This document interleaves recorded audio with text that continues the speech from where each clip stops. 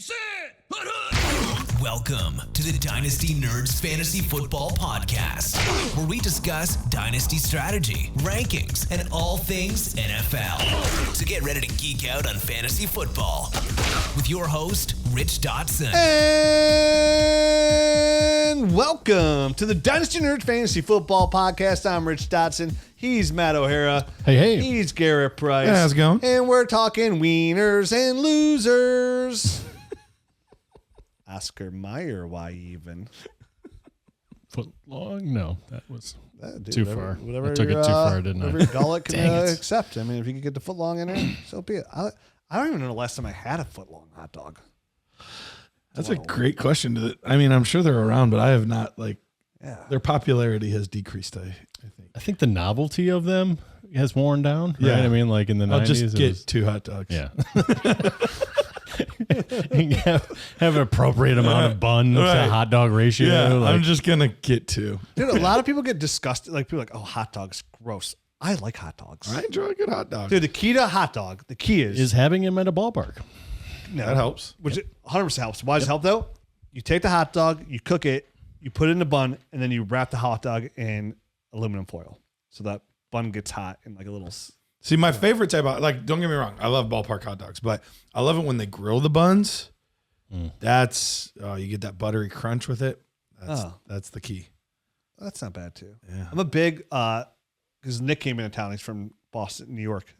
So Cleveland's very well known for their stadium mustard, ballpark mustard. It's a spicy brown mustard, but like the only baseball place to do it. It's the only way. It's the only thing I like on my hot dogs. I'm a big stadium mustard, onions on my hot dog. Yeah, you guys were crushing the onions. Oh yeah, I like to over. I'm no onions, just straight mustard. That's fine too. I Yeah. don't mind it. My preferred method. And then a chili dog. I would say with chili's cheese. my favorite, actually. Chili dog with cheese on it and onion is also. If you're going to go chili and you're going to go cheese, you got to go chili cheese Frito dog and just top it off with some crunched up Fritos. That works. And See, then- I'm not a big Fritos guy. I need onion on there too. It's more about the crunch than the Frito flavor. Maybe if I did Doritos instead. Maybe. I'm sure that would give the same effect, probably. Sure it would. Yeah. Anyways, wieners and losers. Losers. Um, and wieners. You ladies mind if I go first? Oh, of course. Go ahead. So my first draft winner is somebody who I've been kind of talking about nonchalantly here and there, saying this guy's just kind of undervalued in Dynasty right now. And one of my biggest winners of the NFL draft is Jeudy.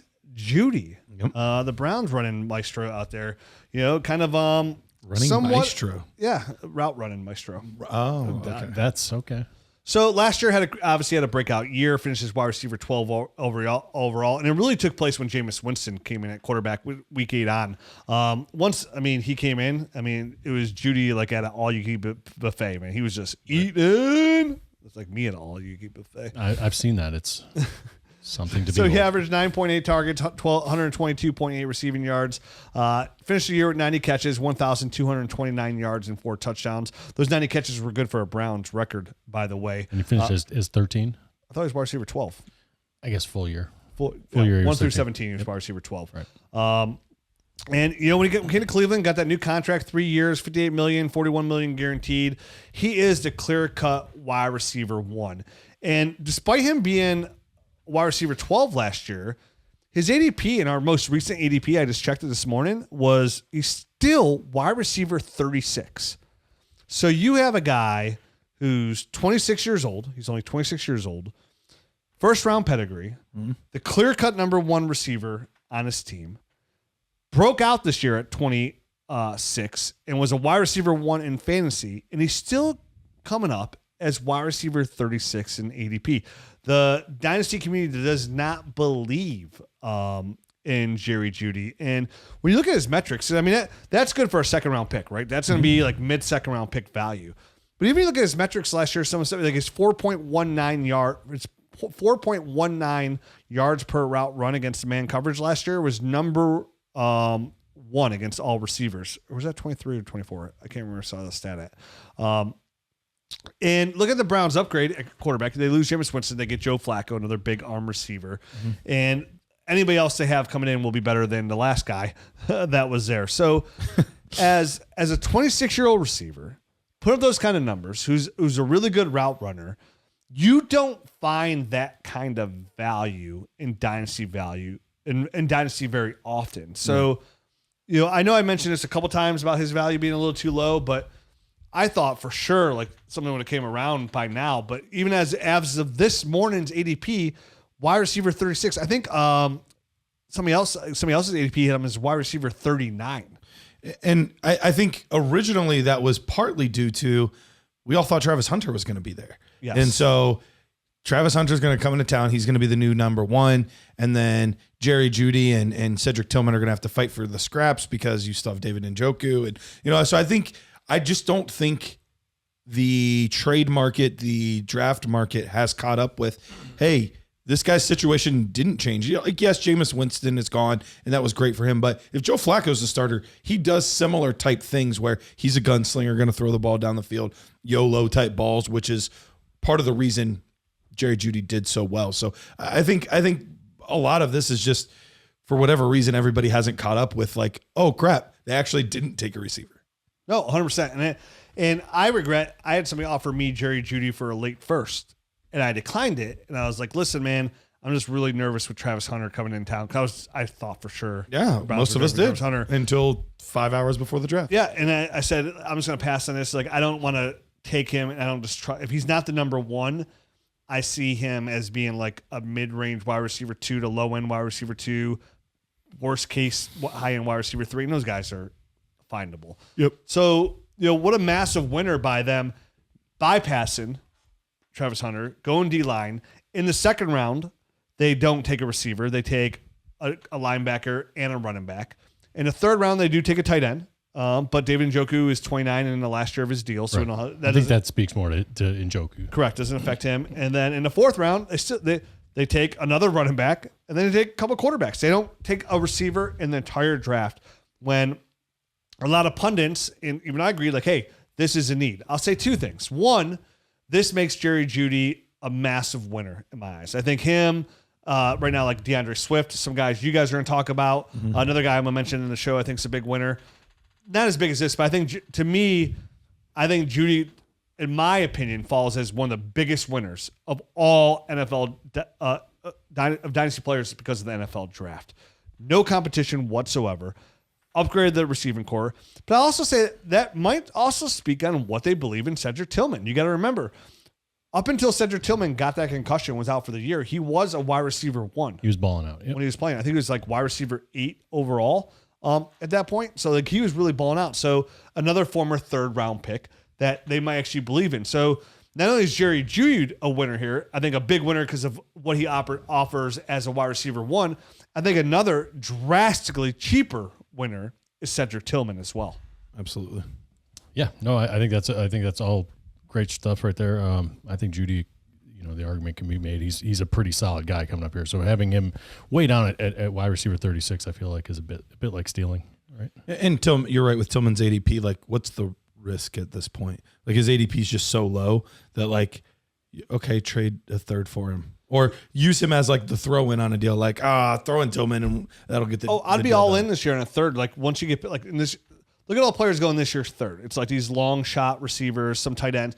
Now, if you can get a second round tight end and like an Aomer, a Terrence Ferguson, and you're tight end premium, yeah, I'd want to go that way. But if not, I'm 100% throwing my third round picks down on Cedric Tillman and go ahead and risk to gamble there. And the good news about both those guys is they still have so much money tied up at the quarterback position with Sean Watson that they're not going to be able to go out and like necessarily throw money at a wide receiver in any sort of 2 more years, right? In free agency. So it's, if they pan out, the Browns are good with having those guys kind of be the top 2 guys for the next couple of years. So there's a little bit of security as well in those. A lot of upside, a lot of targets to go around, and those guys will be at the tip of the spear. The tip of the spear, so to speak. All right, so moving on. My guy, my winner here is Javonte Williams. Hey, obviously he signs the 1 year, 3 year contract, or 1 year, $3 million contract with $1 million guaranteed. With the Cowboys, they quickly picked up Miles Sanders too on a pretty cheap deal. Nothing crazy. I think his was like 1.2 million or something. Like very low. Yep. And I think all of us kind of were wondering, did they do enough financially? Did they put enough financially in those guys to feel good about that position going into the draft? And the answer was no. But really, with the first round draft pick, the Cowboys did what the Cowboys kind of have done in the past, which is they bolstered their offensive line. They lose Zach Martin, a former first-round draft pick at guard, a 7-time All-Pro, a 9-time Pro Bowler, to retirement. And they went out and replaced him with a first-round draft pick at guard, 12th overall out of Alabama, 6'5", 321-pound guy. So he's going to be in there moving some bodies and doing some good stuff in the running game. So that alone is good news for Javonte, because they lost a piece, and there were some questions that they went out and addressed that very early in the draft. And on top of that, they didn't get a guy until the 5th round at the position. That's Jaden Blue, who I like a ton, but he's 5'9", he's 196 pounds. He is like more of a receiving back, a satellite guy. He's going to be a complimentary type of guy. And really, Jaden Blue is probably a good compliment to a guy like Javonte Williams, who can do some things. He used to be really good at breaking tackles and operating between the tackles. We haven't seen that quite as much the past couple of years. The explosion kind of hasn't really been there, but he's got a great opportunity to just be a guy in an offense. The Schottenheimer offense. Brian Schottenheimer, the offense. Former offense coordinator, now the head coach of the Cowboys. He's going to want to run the ball. He's going to want to establish the run. That's kind of in his DNA. And to have Javonte basically be the lead guy, you look at the money, that's what it says. You look at the fact that they didn't draft a guy to the 5th round, and he's a smaller guy. That's what that says. I mean, they did go out and get Phil Moff in the 7th round. They have Miles Sanders here too. They do, but for $2 million less even. Right. I'm just saying he'd be he could factor in potential. I would think potentially factor in. I would think it's Javonte, Miles Sanders, Jaden Blue, and then Jaden Blue is going to quickly show that he's more explosive than Miles Sanders, and Miles Sanders is going to do what he's done for the past 3 years and kind of fade into the background and go out of favor with whatever coaching staff he kind of gets on, whatever team he gets on. So to me, I think it needs to be said. I don't think he's a high end type of guy, but I think this year he's going to get volume for Javonte Williams, because Schottenheimer, he likes to run the ball. They did some stuff to bolster that offensive line. They got another tackle in the 6th round as well, so they want to put assets there. They want to be able to protect their quarterback by running the ball and be able to do easy stuff. And Javonte Williams, surprisingly, still only 25 years old. I mean, so if maybe the explosion comes back, maybe it was like he needed that 1 year, and maybe he gets a little bit of his explosion and tackle breaking back. This could be one of these guys that all of a sudden maybe he flips that and gets like a 2-year deal with Dallas just to stick around. And it's not super lucrative for him, but it's enough, because they have so many people to pay there that it's another, just like the Browns. They don't want to tie up a bunch of assets at the running back position. Could they draft a guy next year high? Absolutely. Sure. And I would expect that they could, but it's not a super strong class. We've been expecting them to draft a guy for the past 3 years, and they haven't. I would have lost a lot of money if somebody said, will the Cowboys draft a running back on day 1 or day 2? Yeah. And I would have said yes, and I would have lost a lot of money. Yeah. So let me ask you this. First, I know you guys have a lot of Javonte shares, you probably the most. Mm-hmm. Say Javonte comes in, doesn't look like he got a ton of that explosiveness back, but he's producing because he's the guy. Are you looking to get out immediately then? Like, say it's a week 5 and he's running back. He's running back 15 on a year. Are you totally having a fire sale and get out from Javonte everywhere? I'm okay with that. I probably would. Yes. I mean, just based off the fact that he's 25, he's gone through a full cycle. He's a running back.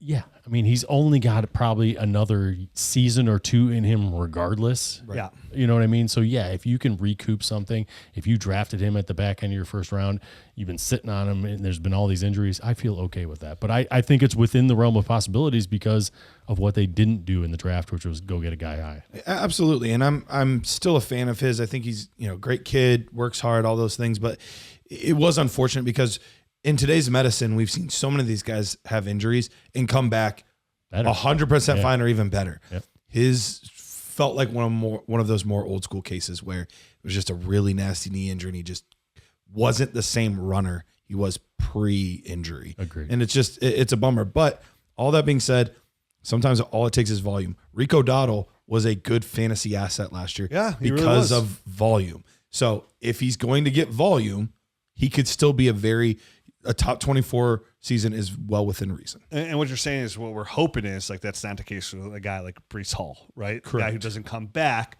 from that The same knee way. injury close to the same way. Because you're right, somebody will come back and they're Totally didn't fine. lose a step. We'll see. It's unfortunate. All right. My big winner from the NFL draft. There's quite a few guys that fit this bill, but I ended up going to the quarterback position here, and I went with Drake Maye. Drake Maye last season in his games that he started from weeks 6 to 17. That last week he played a couple snaps and then was pulled out of the game. But during that time, 16.8 points per game. That was 14th on the season.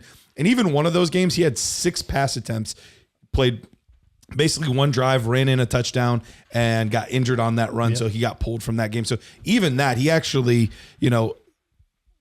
would have had better numbers, even more so than that 16.8. But he showed a lot in his rookie year, not just through the air, but on the ground as well.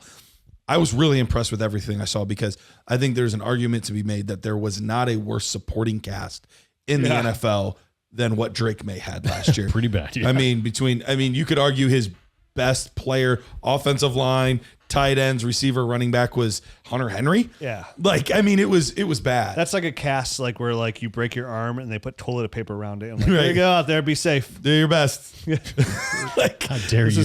How dare you? Booty was there. Oh, my fault. Oh, well, it's a good thing that Booty's here and I got this toilet paper on my arm. Nice rest for my broken arm.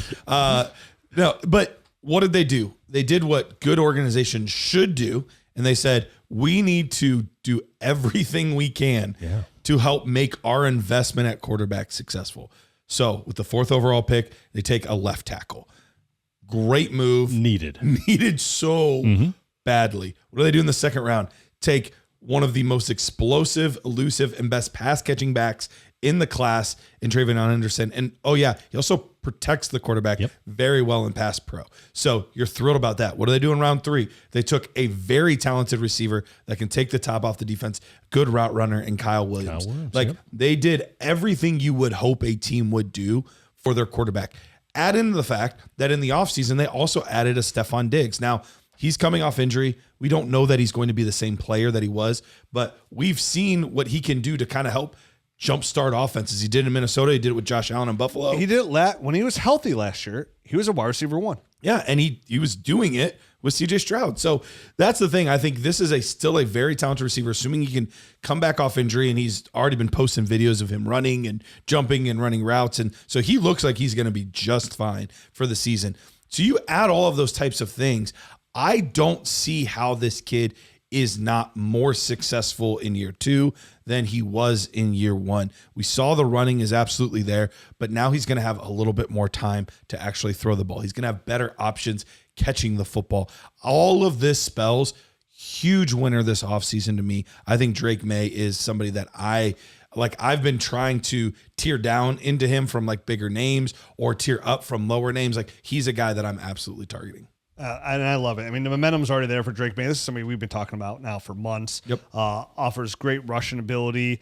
And once they put some weapons around this kid, the sky's the limit. It's why he was one of the guys I want to go out there and really attack to go get. Now, he's not cheap, and he's not he's more of a startup kind of guy I'm kind of attacking because, again, I think he has a chance to enter that top tier of quarterbacks, elite, top 9. So I just had an offer out there. It didn't get accepted, but I was trying to tier down from Jalen Hurts to Drake Maye and pick up some extra draft capital and things like that. Didn't work out, but those are the types of moves I'm looking to do. What are you asking for? So I was asking probably a little more than I should have. I was hoping to Sounds that way. counter and we'll see. But I was giving up Drake Maye, Aaron Jones, and 2 late picks, 4th round picks, to try to get Drake Maye. You're giving up Jalen Hurts. You're going to, Sorry, I'm giving up Jalen Hurts, Aaron Jones, 2 4th round picks in this year's draft to get 209 in this year's draft, Drake Maye, and then I was asking for 226 firsts. Oh, yeah, it's too much. So I knew probably one of the first was going to get taken away. It was probably going to be Jalen Hurts, a 26 first, and 209. And I would have been comfortable in that range, making something like that happen. I mean, a tier down, I believe in enough where I would just take the Drake Maye in the first.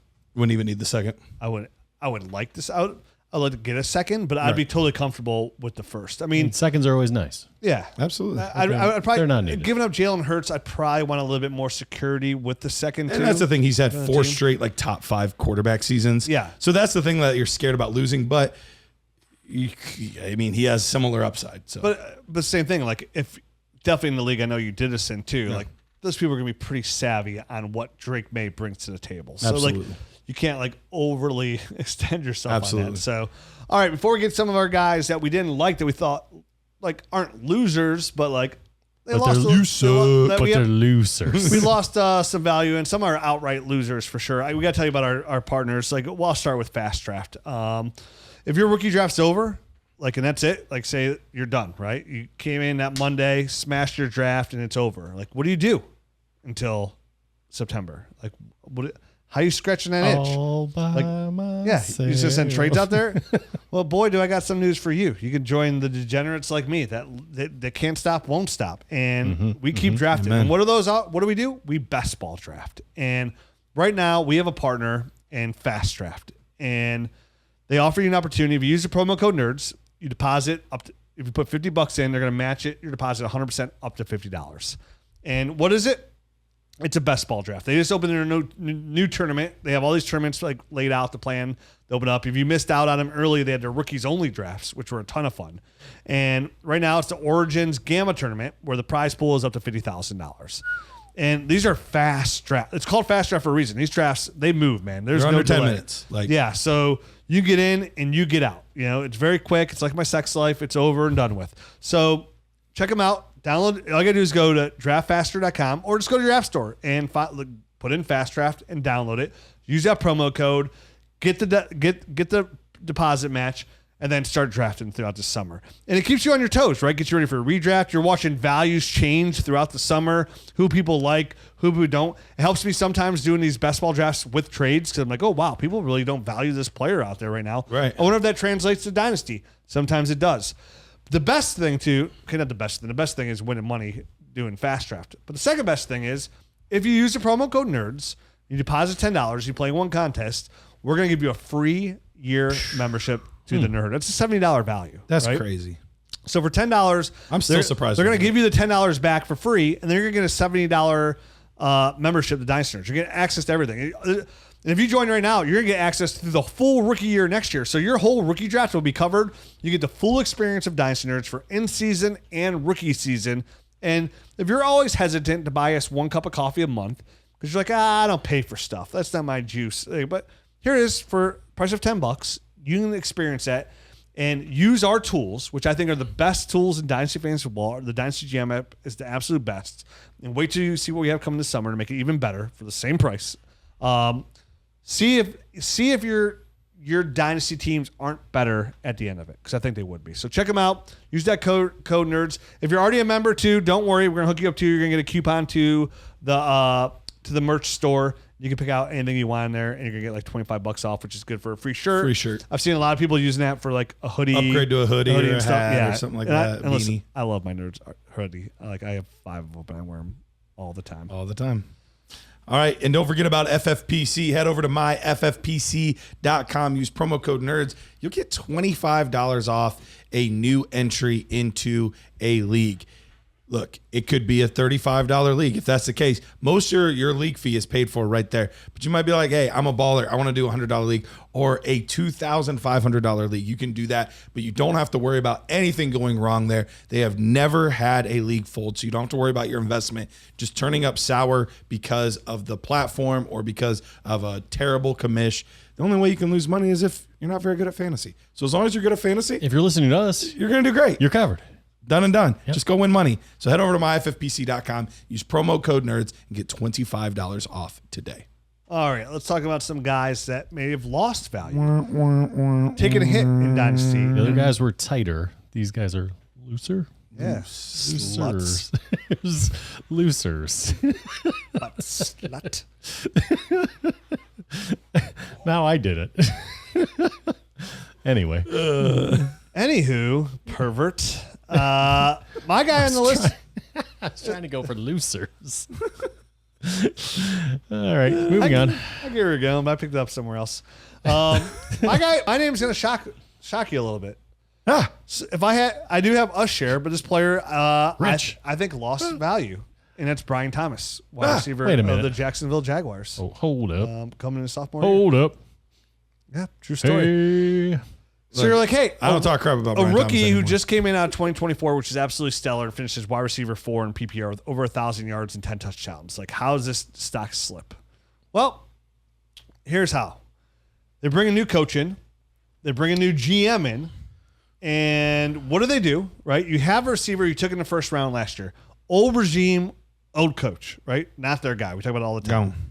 Now, again, Brian Thomas is still a stud. Like I want to make this very clear. I still like Brian Thomas a lot, but he's taking a big hit. He went from being the guy there, being Trevor Lawrence's guy with that coaching staff, getting all the targets, and now you bring in a new regime. And what do?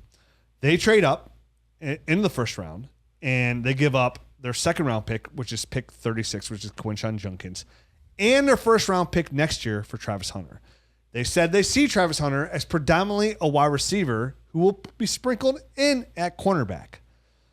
So you have a guy who now has, even though you're a first round pick, a guy who goes second overall in an NFL draft, who they paid 2 first and a second for.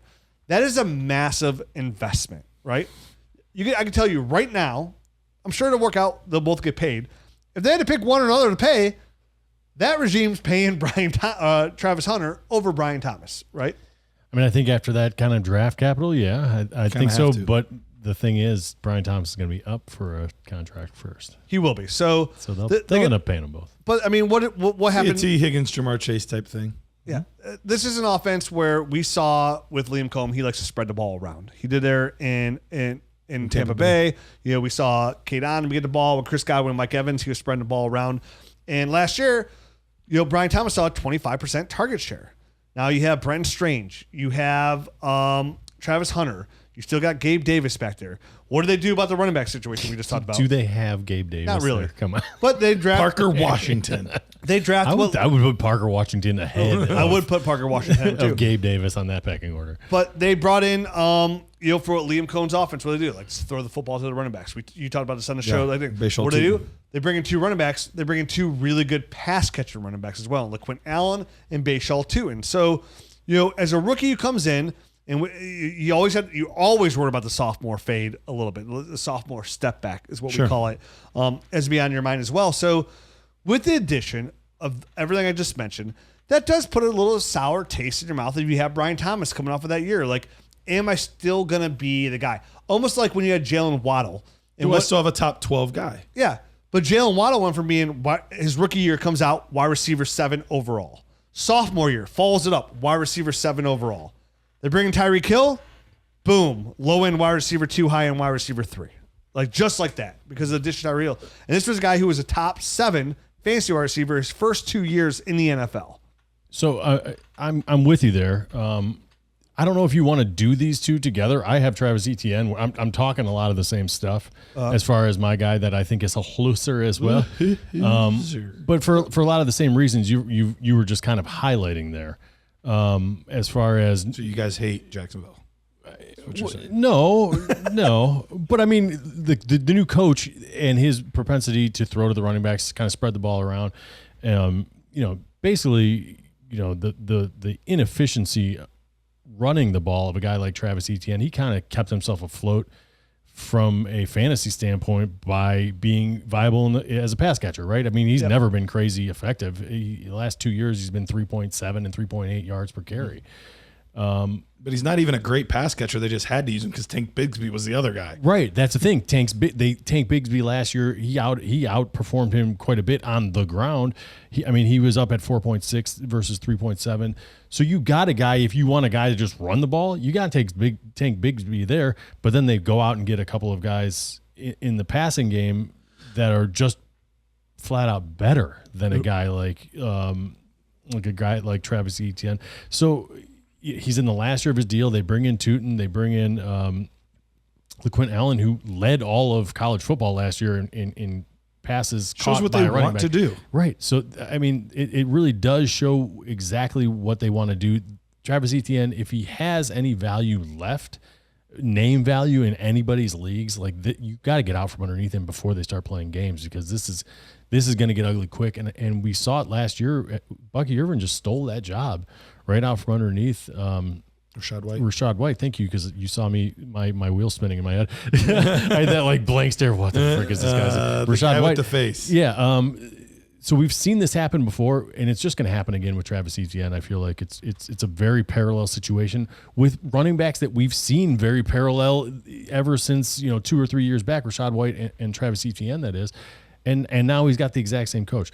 So I think that in and of itself says Travis Etienne, big time loser. Brian Thomas, I'm not quite on board with that one yet, because I think Brian Thomas personally is right now a better wide receiver than Travis Hunter. Travis Hunter has got probably more upside, Better ball skills. But as far as being a wide receiver, He's more refined. he's very refined compared to a guy like Travis Hunter who has some things to work on. And everyone has said that. Like all three of us on the show was like, listen, he's very good, but needs refining as far as route running and all that kind of stuff. His instincts and like just athleticism is insane, and that's what's going to kind of catapult him in the NFL if he hones all that time to kind of become a wide receiver and then sprinkle in some cornerback once you have that kind of down. I think he's going to be a fantastic player, but I don't know that he's better than Brian Thomas. Do you guys feel like he's better than him? I think he could be. Yeah, And listen, I think he's got a ways to go to get there. So I don't know. My take was not a sell Brian Thomas take in a slightest bit, and I still love him. I think he's a very high end asset. It just when you come out your year and you're wide receiver 4 overall as a rookie, like you're thinking like, oh, is he going to enter like that Justin Jefferson kind of range? Yeah, right? yeah, I like, got you. Yeah, PPR. So you had that momentum going into this offseason to the point of, and like listen, and they were talking about like pre-draft, like, oh, the Jags are pretty locked in on Ashton Genty at 5. You heard that news. Like, sure. You go in, you're going the offseason. Yeah, dude, this is a good spot. Like, I hit a home run here. He's top 4. He might be number 1, top 4 next year.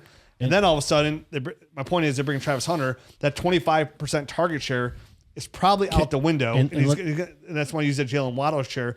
I don't think he's going to drop back to like a low-end wide receiver 3. But like you went from having a top 5 receiver, like now he might be wide receiver 11, 14, somewhere in those range. And to your point about them bringing in Ashton Genty pre-draft, there was probably a lot of people that once they didn't draft Ashton Genty, it was, I know Travis Etienne is safe, great. I mean, and maybe there are some people that think he still is safe. But I don't think that he is. I think Tootin and LaQuinn Allen are going to kind of chip away at the one thing that was kind of keeping him afloat. So, and if not this year, next year. Let me add one point to this that I think helps solidify both of your guys' takes. Thank you. In this. Thank you. Anytime, like, everybody is singing Liam Cohen's... Pre-thank you. Pre-thank you. Everyone's singing Liam Cohen's praises, and understandably, he had a great season with the Tampa Bay Buccaneers. But we have seen this happen before where offensive coordinators have short-lived success, with one team or, with one season, 2 seasons. He was with the Rams. Then he went to Kentucky. He got, drafted higher than he probably should have. But he wasn't the offensive coordinator in any of those. This was his first offensive coordinator job. I thought he was in college. Maybe in college. Maybe he had 1 year in college. But his first NFL. He got Will Levis drafted. Where he did. Basically. But all of that being said, it's 1 year as an offensive coordinator. Yeah. He's never been a head coach before. Sure. We are all assuming this offense is going to boom. But we've seen this happen before where inexperienced head coaches go somewhere and it just doesn't work. Yes.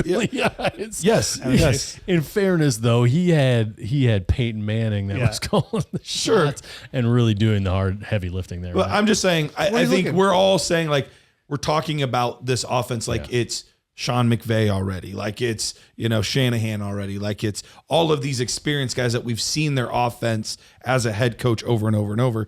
There's plenty of great offensive minds that become a head coach and just don't do it well. He is things born, implode. He is born from that system and that tree, that Shanahan McVay tree. But it didn't even start off great. Remember the whole controversy of he's back in Tampa Bay. No, he's not. And like all like the shadiness that happened with that. And then the awkward press conference. Like I'm not saying he's going to fail. But I just don't want to say it's a slam dunk that he's going to be successful. I forgot about that when he's like, oh, I'm resigning him. Yeah. And then he lied and said his kid has a doctor's appointment and all that stuff. You're right. Yeah, Liam, he's very close to following that Russell Wilson douche patrol squad for me. Like, and then he comes out. And do you really care? Like, it's not your hometown team. Like, if he starts producing for fantasy, are you going to care that he did it? No, but no, I don't care. I don't care. But I'm just talking about sometimes things. I don't care what Russ Wilson does. Other things just do. Prelude to what could be. Who knows? Yeah. Prelude. All I'm saying is, I'm not saying this offense won't succeed. It could end up being one of the top 5 offenses in the NFL next year. I'm just saying, I don't want to say for sure because anytime there's a new head coach, who knows who his guys will be and won't be? You never know. Okay, who's your last guy? The last guy, it is not a Jacksonville Jaguar. I got one quick hit winner I want to mention afterwards. Okay. I would say this is probably like I went with Drake Maye as my winner because I thought it was a less chalky one that I've heard people talk about because it made up for my very chalky loser. And my very chalky loser is Najee Harris. Like if you play fantasy football at all, the moment that this draft pick happened, you're like, dang it. Dang. Omarion Hampton is everything Najee is and everything he's not as well. He's just as a prospect, I thought he was a superior back, and especially aged Najee Harris, he's a superior back over him as well. It was a solid contract, 1 year, $5 million, but with incentives up to like $10 million. But you see why they structured the contract that way, because they don't expect him to hit all of those incentives because they brought in a guy that is going to be feasting in that offense for long term. I don't see Najee Harris as a part of this team. Next season, he's going to be part of some other committee. And it's just the hopes of what could have been, because look, had he been the main featured back in this offense, he could have been an RB1 this year. I fully believe that. But he's now sharing time with Omarion Hampton, and it's bad news. I had a league where I'm like, oh, dude, when he signed the Chargers, I had a Najee share. I'm like, oh, dude. Should have traded him then, because I had offers too, and I was like, no, he's about to be RB1, baby. I know, me too. Silly Rich. So, I mean, Rich is going to fire off a quick hitter, but I would like to just put in, I think, all the running backs that haven't signed already as big losers of this draft, just because there were so many available guys that I feel like, like anybody that's floating out there still right now, it's gonna take an injury at the position. It could be like an in-season training camp type of, to get this ball rolling again on any of these guys. And Nick Chubb, J.K. Dobbins are the two big ones. I was going to say those guys off the top of my head are the ones. I've heard that Chicago is very interested in signing Nick Chubb. We'll see. That's what I've heard. And they got Monangai, who that was like a later pick, right? 7th round. Yeah, 7th round. Yep. So they didn't get their like big time guy that I think, you mentioned that they were trying to get up for RJ Harvey. I thought it was somebody else that I had read that they were trying to come up for, but it was another running back, and it was a bigger guy. And so they're obviously looking for somebody to fill that role. The hard part I is heard Chicago traded back twice. Yeah. And they traded back after Denver took RJ Harvey, and I heard they were interested, and they were interested in another running back, and then another team jumped up and took. Could have been Caleb Johnson, maybe. Might have been. Was it? It wasn't Quinshon. It might have been Caleb Johnson. Yeah. Either way. No, I think Quinshon might have been it too, actually. I think now you say that. They were trying to come up to get Quinshon at the yeah. very beginning of that round, and they couldn't get up there. That's what it was. Yeah. We'll see. Nick Chubb is another one of those guys similar to Javonte that just after the injury, fortunately, just doesn't look like the same guy anymore. Right. So and the opposite is J.K. Dobbins looked great last year. He looked fantastic. I'm really interested to where he ends up. He will end up somewhere, and I hope for him he should just bide his time and hope somebody gets like. I hope somebody gets certain OTAs, but somebody it's going to happen. Do what Kareem Hunt did last year. Right. Go and find the right spot. And Hunt came in week 4? Yeah, and he had like a bunch of like RB1. I know he came in week 4 because he's my other sneaky winner. So like. My other sneaky winner, obviously DeAndre Swift was a sneaky winner. Kareem Hunt, though. Like, if you're looking for somebody really dirt cheap, like, again, back end of your 3rd round, you want to throw a draft pick in, Kareem Hunt, I know they have Isaiah Pacheco there, but Pacheco's been getting really banged up lately out there. He has a hard running style, man. I feel like it kind of lends himself to getting nicked up. 100%. And you mentioned like, what if Javonte Williams like explosiveness does come back? Well, over the last couple of years, Kareem Hunt hasn't had much explosiveness. It looked like he gained some of that back last year in Kansas City. Yep. Happens when you get out of Cleveland. Yeah. When he came in last year, he came in from week 4 through 17. He averaged 12 points per game. That was good for running back 25. Like, is that overly sexy? No, but he's, again, one injury away from Isaiah Pacheco to being the guy. He got predominantly all the goal line carries. He's going to be the third down back there consistently in Kansas City as well. For now, we'll see. Brashard Smith was drafted there. He's pretty raw. You're right. But he's interesting. He is interesting. But they brought Kareem back. He knows the system. I'm just saying, you want another really, like, yeah, everybody's out there draft winners and losers, right? Obviously, sure. Najee's at the top of the list. Some of the guys we mentioned are a little, like, have been talked about. That's why I kind of would want Brian Thomas because, like, he wouldn't be talked about. Same thing. Kareem Hunt, not mentioned whatsoever as, like, a draft winner. But, again, Kansas City, they bring in Brashard Smith, former receiver. When you watch the tape, has a lot to go in that running back. I would also say arguably the biggest winner we did not name was probably Chase Brown. Thought there was a very good chance that they could draft somebody. They didn't draft anybody until the 6th round. Looks like he's still going to be getting tons of work in this offense. Took Jared's guy, though, Taj Brooks. They did, so I'm not worried. But yeah, Chase Brown. Chase Brown, another massive winner. Yep, absolutely. And was it Zach? Did Zach Moss stick around on like a lowered contract? They did re-sign him. Yep. But still, it's not. It's Zach Moss. Exactly. Yep. Yeah, another winner. Obviously, Trevor Lawrence. Another massive winner. Absolutely massive winner. Caleb Williams, huge winner. Beast offensive line, and they just bring him more weapons. CJ Stroud got a bunch of weapons again. Yeah. That was good for him. Very good for him. Jalen Noel and Jaden Higgins coming in there. Yep. Bring another running back to trade up for. So a lot of winners. A lot of winners in this draft. Quarterbacks did well. So, all right, we're back next week talking more Dynasty Fantasy Football. Adios.